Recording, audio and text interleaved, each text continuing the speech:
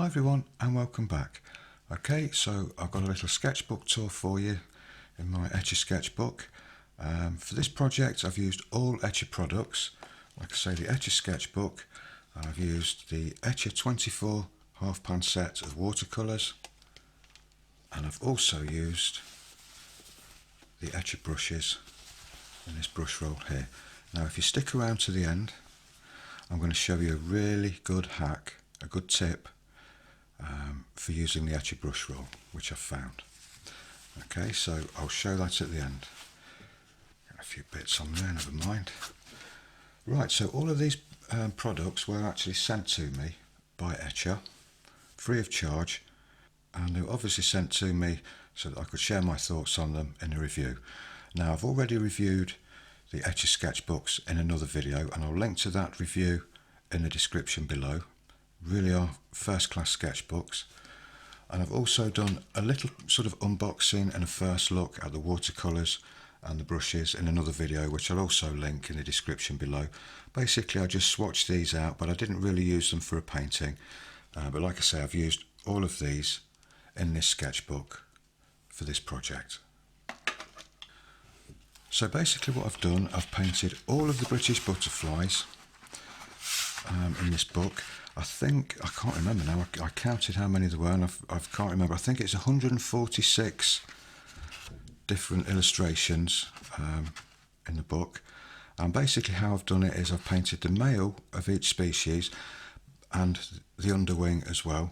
That's mainly done for identification purposes, because a lot of times butterflies don't perch up like this. They kind of perch with their wings closed, and that's often all you can see of them. So it's kind of handy to have that to be able to identify them.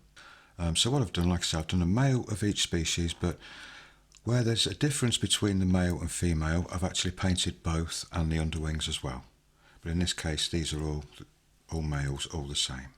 Now I have to confess, for the first 2 pages here, I did actually use Cotman watercolours, and from there on in, I used all Etchr watercolours. I also used a little bit of Daniel Smith iridescent blue paint there. You can probably see it on the Purple Emperor butterfly. When I tilt that in the light, it kind of shimmers in that kind of blue shiny colour, which Purple Emperors do. I haven't actually written the names down yet for each butterfly. I've still got that job to do.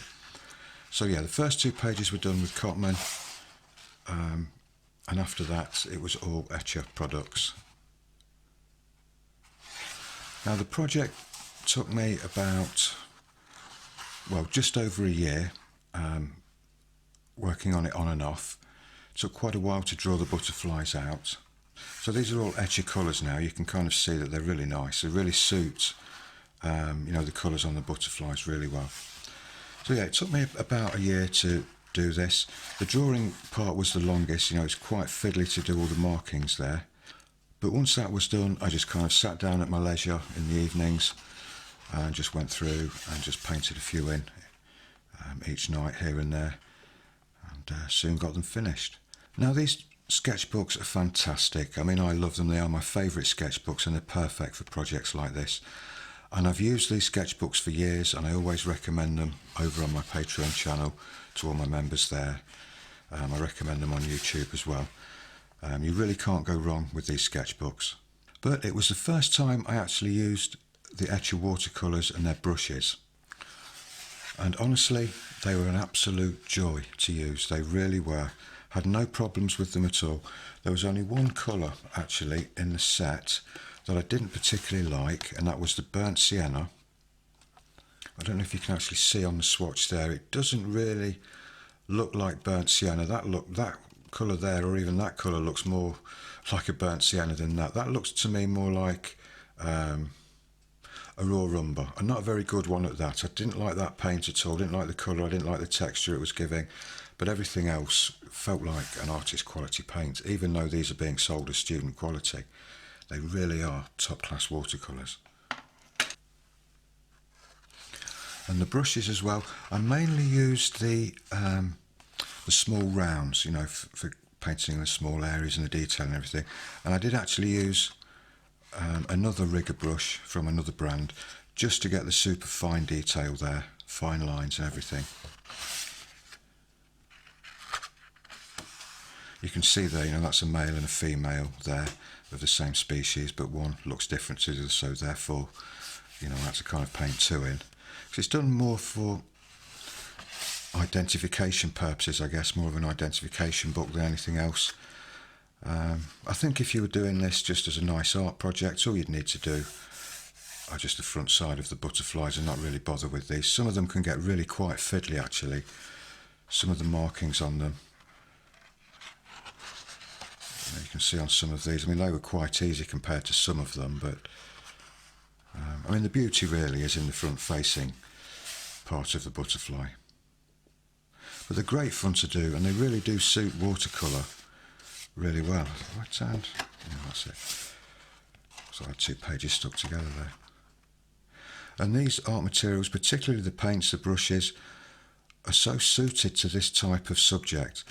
This paper that I'm actually using is the knot surface. I might have been better off using the hot press version of this sketchbook, but I'm so used to working on this textured paper that, you know, I found it fairly easy, even with the, you know, the very fine details and everything. So yeah, it took quite a while to do this. A labour of love, I guess. Some of these butterflies are actually extinct, but they did at one time actually breed in the UK. So I've actually painted them in. Haven't actually got any of the migrant species painted in the sketchbook, but I've got 5 pages left in the back of the sketchbook to put those in at a later date if I want to. I put a little bit of iridescent paint on these blue butterflies here. I don't know if you can see that. It kind of shines a little bit in the light. You've got to be careful with it though. It can look very cheap and tacky if you overdo it. You've got to be very, very subtle with it, and you can get some really lifelike looks to the butterflies. You know, because a lot of them do have this very shiny sort of pearlescent, iridescent, kind of shimmery look to the wings. But if you keep that paint very subtle on there, that iridescent paint very thin, very subtle, it can look just right. You know, some of the little underwings on here, very fiddly, it's hard to see the detail. But I literally went in with my magnifying glass and painted little white circles around the black dots. You know, on all of that. It took me hours on all of those. And again, there's another one there with that kind of shimmery paint on there. It's not been done quite as heavily as some of the others. Very, very subtle. You might not even be able to work it out, but it looks very realistic. You know, it's just how the butterfly is in real life. And that's it. That's the last page. So like I say, I've got 5 pages left in there, which would be just the right amount to paint in all of the migrant species, or the summer visitors that we get here. And that'll finish the sketchbook off nicely. Now, these are lessons over on my Patreon channel. Not all of them, obviously there's not 146 videos showing you how to do each one. What I've basically done is just chosen 1 or 2 butterflies from each family and shown you how to do the glazing techniques and mix the colours for them and everything. You know, because once you've done one, you've kind of done the other. It's, you know, there's no need to sort of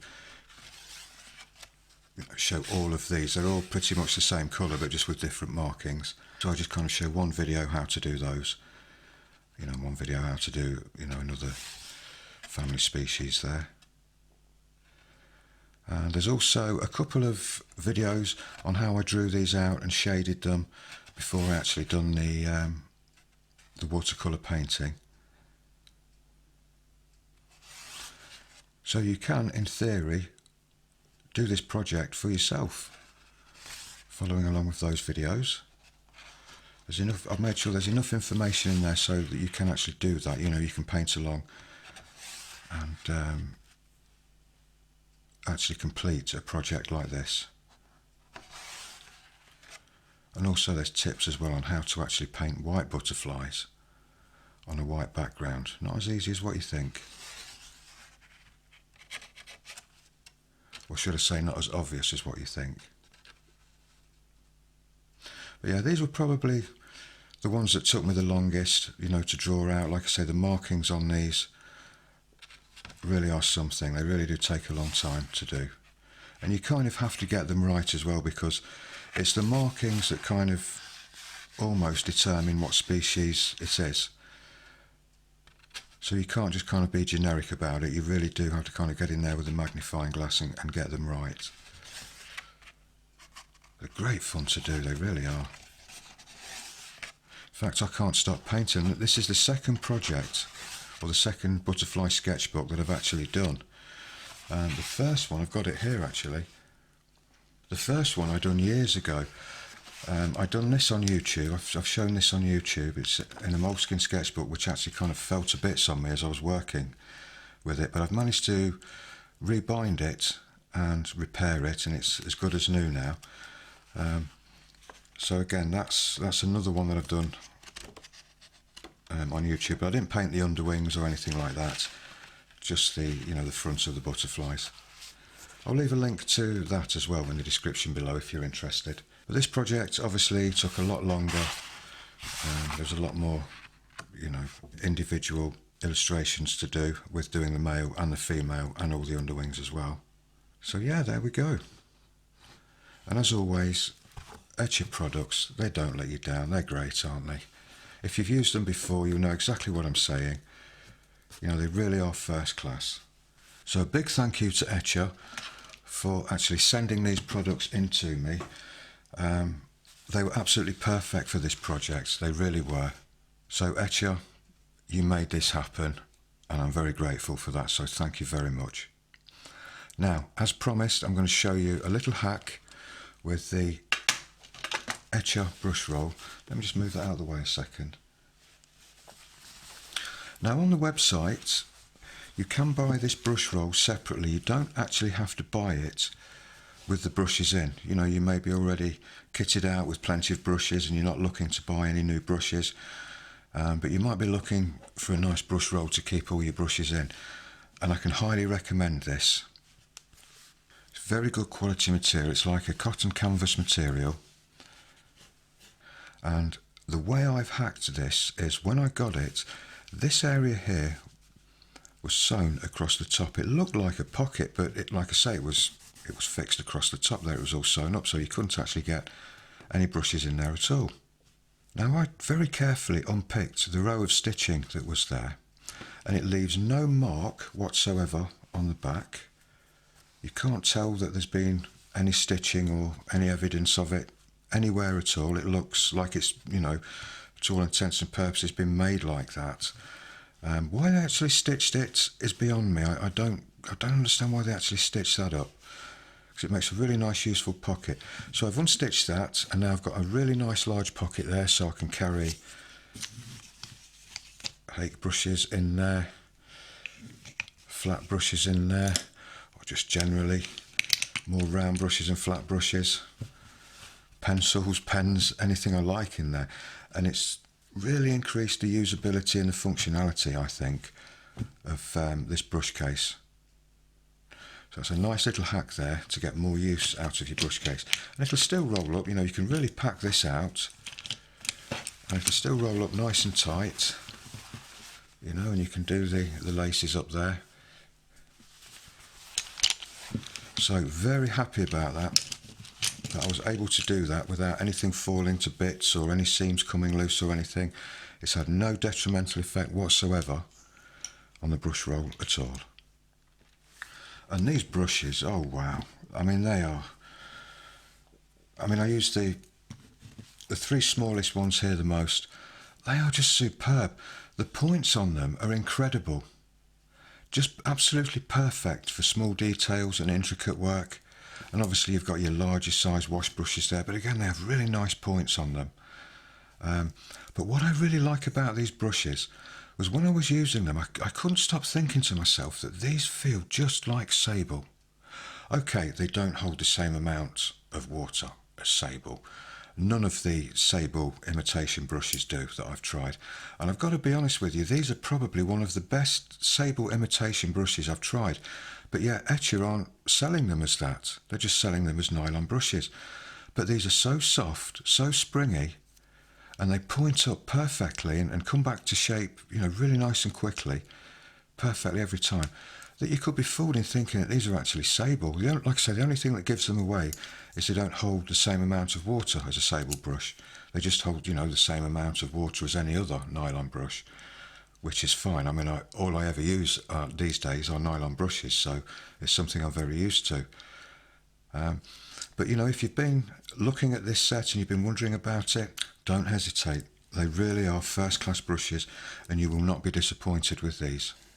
Particularly, if you like intricate work and fine detail, you will really appreciate, the points on these brushes and the way they snap back to shape, but yet they're still nice and soft. So there we go. I'm sure you can tell that I'm absolutely delighted with the way that all of the Etchr products have performed. Like I say, I'm very used to the sketchbooks anyway. I've been using them for years. And Etchr is one of those brands that, you can trust. So there's some brands out there, they produce some good materials and the others are a bit dubious. But with Etchr, they're one of those companies I have full confidence in. I just know if I buy Etchr, I know it's going to be good. Every Etchr product I've had has been of a certain standard, a certain high quality, made for an artist. Well, they're actually made for artists by artists, so it's not just somebody trying to cash in and make a few quid here or a few extra dollars. These things are put together by artists, they're designed by artists because they know what artists want. And that alone just gives me confidence, to buy their products. And I will be buying a lot more of their products. Like I say, I keep buying these sketchbooks. I've got them in various sizes. And if you're wondering, incidentally, this is a B6 size everyday sketchbook, watercolour sketchbook, obviously. But they come in, different sizes.